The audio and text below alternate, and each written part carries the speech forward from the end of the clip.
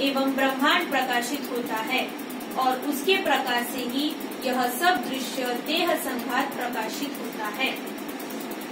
सहज भक्ति। सहज का अर्थ है स्वाभाविक, बिना प्रयत्न के जो हो उसे सहज कहते हैं। तो हमने ये जो मंत्र में पहला क्या उच्चारण लिया, ओम सहज। सहज का मतलब है जिसमें कोई प्रकार का तुम्हें प्रयत्न करने की जरूरत नहीं है। जैसे ये दांत निकालने के लिए तुमने कुछ प्रयत्न किया था, सहज। आंखों में देखने की जो शक्ति है ये तुमने या डॉक्टर ने पैदा की, वो सहज। ये बॉडी के अंदर रक्त का संचार ये हम करते हैं, सहज। तो सहज है। परमात्मा कैसा है, सहज। सहज का अर्थ है स्वाभाविक, बिना प्रयत्न के जो हो उसे सहज कहते हैं। सहज सुख राशि, सहज रूप भगवान, सहजानंद, सहज समाधि व साधन जन्य नहीं है। साधन जन्य असहज, कृत्रिम, बनावटी होती है। तो साधन के द्वारा जो भी चीज होती है वो बनावटी, आर्टिफिशियल होती है साधन के द्वारा। तुम्हारा ये जो बिजली घर जहाँ भी होगा, जहाँ से बिजली महाराष्ट्र में आ रही है, वो अगर बंद हो जाए तो सारा, क्योंकि वहाँ से सब महाराष्ट्र में बिजली आ रही है, पर सूर्य उसको किसी की जरूरत नहीं, उसमें कोई तेल बत्ती डालने की जरूरत नहीं, वो निरंतर वे सहज है उसका प्रकाश। पर ये सहज नहीं घर घर में। ये तुम्हारा इन्वर्टर रखते हो ना, क्यों रखते हो? उधर से बंद हो जाए तो इधर ले लो, इधर से खर्च कर लो और उधर से भर लो। लेकिन वो जो है आत्मा, उसको किसी से शक्ति लेना नहीं पड़ती। अपना आत्मा, अपना आनंद, अपना स्वरूप सहज है। सहजानंद, सहज समाधि यह कृपा जन्य है। गुरु कृपा केवलम। जो साधन जन्य है वह आने जाने वाला है। अनुभव, जानना, देखना, ज्ञान मुझ आत्मा का सहज स्वभाव, सहज धर्म है। उसे साधन द्वारा सीखना नहीं पड़ता। यह जानना ही चैतन्य आत्मा होने का अकाट्य प्रमाण है। ये जानना, ये आत्मा का सहज स्वभाव है। अनंत अनंत काल से ये जानने का स्वभाव आत्मा का बना। आज तक कभी इसने किसी जीवन में किसी 1 घंटे के लिए कि 5 मिनट के लिए भी रेस्ट नहीं मांगा। आँख थक जाती है देखते देखते, कान सुनते सुनते थक जाता है, वाणी बोलते बोलते थक जाती है, दांत चबाते चबाते थक जाते हैं, हाथ करते करते थक जाते हैं, पैर चलते चलते थक जाते हैं, श्वास भी तेज धीमा होता रहता है। पर मैं जानते जानते थक गया, अब मैं नहीं जानूंगा, अब कल पे छोड़ो, ऐसा कभी हुआ? इसका सहज स्वभाव, जानना हमारा सहज स्वभाव है। जिसके चिंतन में सिर पर बोझा लगे, चिंता पैदा हो, जिसकी पूजा में बाह्य पवित्रता, स्थान, आसन, दिशा की मर्यादा हो, पूजा सामग्री की जरूरत हो, मन की एकाग्रता की जरूरत हो, वह कृत्रिम बनावटी अवस्था सहज नहीं है। ये जो साधन बताए अभी जितना, ये एक भी सहज नहीं है। सहज का मतलब है कि बिना प्रयत्न के अपने आप जो होता है। पर इसमें तो आसन करना है, फिर दिशा देखना है, फिर मेरे को समय देखना है, फिर वातावरण देखना है, वो जगह देखना है, तो ये बहुत प्रकार के प्रतिबंध है। तो ये सहज नहीं है। महात्मा, गुरु, महाराज, वैरागी, सन्यासी तो अपने सहित शिष्यों को साधन भजन कराने में फंसे रहते हैं।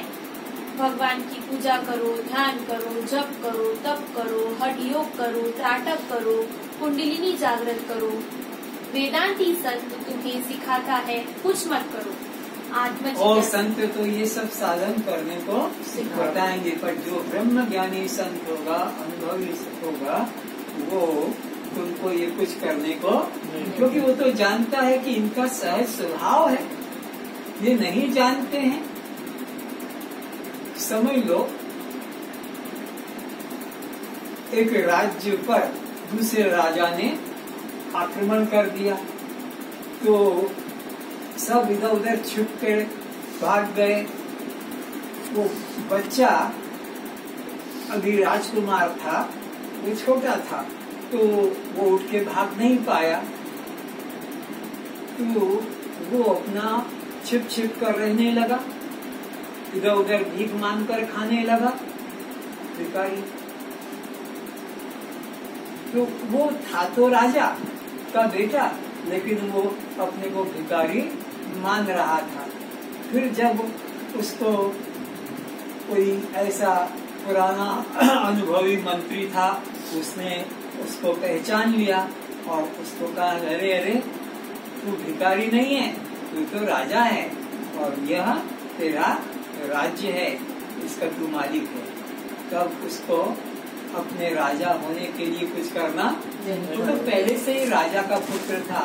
ये प्रमाण रूप में आपका कुंती का बेटा कर्ण, वो तो पहले से ही पांडव पुत्र था, उसको पांडव पुत्र बनने के लिए कुछ करना पर जानता था कि मैं तो दासी पुत्र हूँ, तो दासी पुत्र का भ्रम हटाकर और तू को कुंती पुत्र है, तू पांडव पुत्र है, ये बोध होते ही बस उसको ये लग गया और दासी पुत्र हट गया। तो ऐसे ही सच्चा सद्गुरु का उपदेश मिलकर अरे तू ब्रह्म है, तो फिर वो होश आ जाएगा।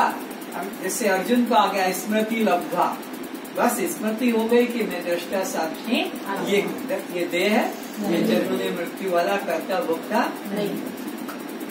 देर ही नहीं लगेगी।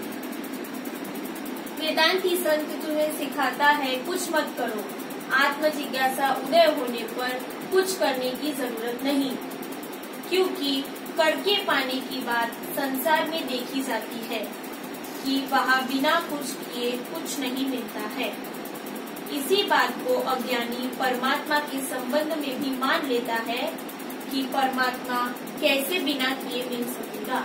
संसार में कुछ भी पाना हो बाहर, तो किए बिना नहीं मिलेगा, पर परमात्मा के लिए कुछ करने की आवश्यकता नहीं है, तो वो तुम्हारा स्वरूप है। इसलिए साधन करने की बात सब कोई शीघ्र मान लेते हैं, किंतु परमात्मा अखंड होने से यही एक ऐसी वस्तु है जो विचार मात्र से प्राप्त हो जाता है।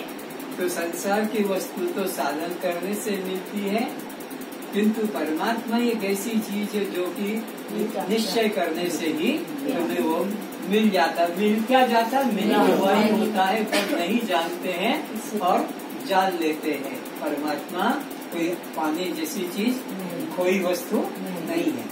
पर ये कौन बताएगा? जो वेदांती संत होगा, यानी आत्मदर्शी श्रोत्रिय और वो ये बात को सीधी बताएगा कि तू ब्रह्म है। बाकी तो तुम्हें कर्म में, भक्ति में, योग में, तंत्र में, सिद्धि में अटकाएंगे, भटकाएंगे, लटकाएंगे। यह तुम्हारा सौभाग्य है जो तुम्हें परमात्मा प्राप्ति के लिए कुछ चिंतन करने को नहीं बताया जा रहा है। ये तुम्हारा सौभाग्य है जो तुम्हें परमात्मा पाने के लिए कुछ बताया सिखाया नहीं जाता है। नहीं तो ऐसे के चक्कर में पड़ते कोई जीवन भर माला, जीवन भर यज्ञ, जीवन भर होम, तप, तीर्थ, प्राणायाम, कुंभक आदि करता रहना पड़ता, और ऐसे ही फिर भयभीत अवस्था में प्राण छूटते, क्योंकि वो कोई निर्भय थोड़ी होते हैं। हजार हजार वर्ष की समाधि लगाने पर भी वो निर्भय नहीं होते हैं, उनकी चिंता संसार बना ही रहता है। वैसा शास्त्रों में आता है कि एक मंत्री ने कहो एक विद्या सीख ली श्वास को रोकने की, और राजा को कहा कि मैं आपको एक चमत्कार दिखाऊंगा, और वो चमत्कार दिखाऊंगा, लेकिन उसके लिए मुझे इनाम चाहिए। क्या? बोले आपका जो घोड़ा है वो मैं लूंगा। चमत्कार दिखाएगा। हाँ, चमत्कार क्या दिखाएगा?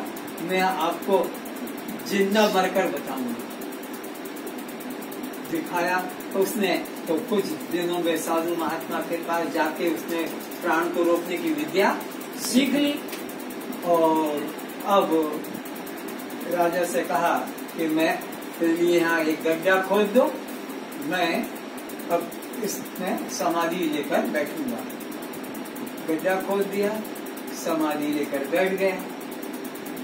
और वो 7 दिन के लिए समाधि का टाइम बताया था। राजा राजकार्य में भूल गया उस बात को कि इसको निकालना है, और वो बात खत्म, राजा भी मर गया। दूसरा राजा का आक्रमण हुआ तो वहां पर वो आने जाने के कारण वो जमीन धंस गई। तो जमीन धंस गई तो देखा कि वो बैठा है और हिलाया तो मुझे मेरे को घोड़ा चाहिए। तो देखो 1000 वर्ष का गड्ढे में पड़ा रहा, और जब ध्यान टूटा तो ऊपर हुई बाकी मैं घोड़ा दूंगा। तो ऐसे ही तुम रात्रि को जो चिंता करके सोते हो तो सुबह उठकर उसी चिंता में तुम्हारा मन लग जाता है कि ये करना वो करना। तो ये वह साधन साध्य जो फंसे हैं उन्हें कभी शांति नहीं मिलेगी, मुक्ति भी नहीं मिलेगी। परमात्मा साधन साध्य नहीं है, अपना सहज स्वरूप है। तो जो सच्चा गुरु है वो कभी साधन में नहीं अटकाएगा, वो सीधा तुमको ही। इसलिए उपनिषद में आता तत्त्वमसि, वही तू है, जिसको पाना चाहते वही तू है। आंखें बंद